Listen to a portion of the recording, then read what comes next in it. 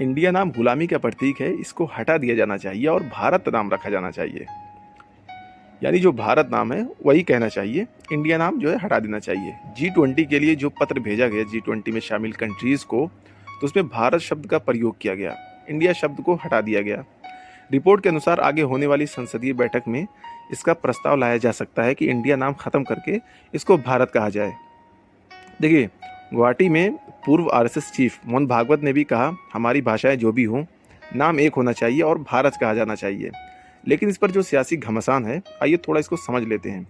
देखिए, जब से विपक्षी पार्टियों ने एक साथ मिलकर एक गठबंधन बनाया और उसका नाम INDIA रखा, यानी इंडिया रखा, तब से सियासत में खलबली मची है। देखिए, अब गोदी मीडिया और सत्ता को उनको घेरने का बढ़िया मौका मिल नहीं रहा था, क्योंकि देखिए, जब भी गोदी मीडिया इस गठबंधन को एक्सपोज करना चाहेगी तो उसे हर हाल में इंडिया शब्द का प्रयोग करना होगा।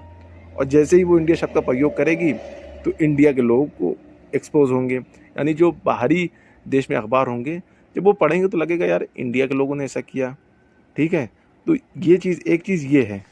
और दूसरी चीज़ जो है वो ये है, जैसे ही वो इंडिया शब्द का प्रयोग करती है, वैसे ही जनता के ज़हन में यही बात आएगी कि भाई इंडिया यानी इंडिया के लोग, इंडिया के लोगों ने ये सवाल कहा, इंडिया ने इस तरह से सत्ता से सवाल किया, इंडिया ने गरीबी पर सवाल किया, तो हर जगह इंडिया नाम आएगा। तो इससे पार्टी का सवाल कम, जनता का सवाल ज़्यादा नज़र आएगा। आपको बता दूं, जब एक अखबार ने इसी जो है इंडिया गठबंधन के बारे में लिखा, तो उसने इंडिया नहीं बल्कि INDIA लिखा, क्योंकि उसे भी पता है कि अगर इंडिया लिखा जाएगा तो जब उसको लोग पढ़ेंगे तो उसमें यही बात सामने आएगी कि इंडिया ने सवाल किया, इंडिया के लोगों ने ये कहा। ये बात बहुत कम आएगी कि इंडिया पार्टी ने ये सवाल किया, इंडिया के इस शख्स ने ये सवाल किया।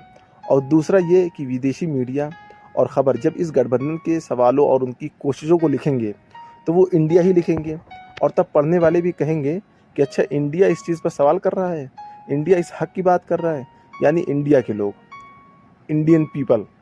देखिए, जब ये गठबंधन बीजेपी से सवाल करेगा तो विदेशी मीडिया तो इस गठबंधन के पार्टी का नाम तो लेगा नहीं, बल्कि गठबंधन का ही नाम लेगा।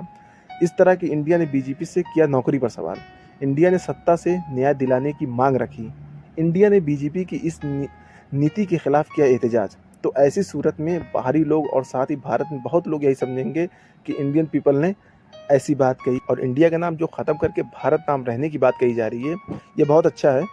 लेकिन इंडिया शब्द आपको आज ही गुलामी का प्रतीक क्यों लगा? जब सत्ता में आप आए तब क्यों नहीं लगा?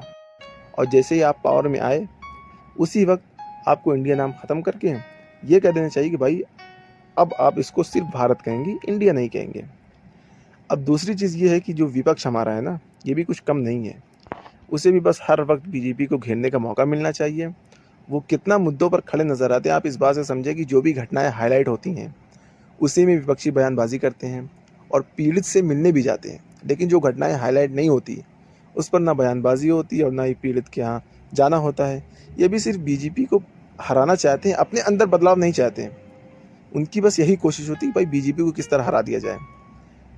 और दूसरी चीज़ वही है भाई कि सिर्फ सत्ता चाहिए लोगों को, लेकिन जिस तरह इन लोगों को यानी विपक्ष को विरोध करना चाहिए, ये इस तरह करते नहीं।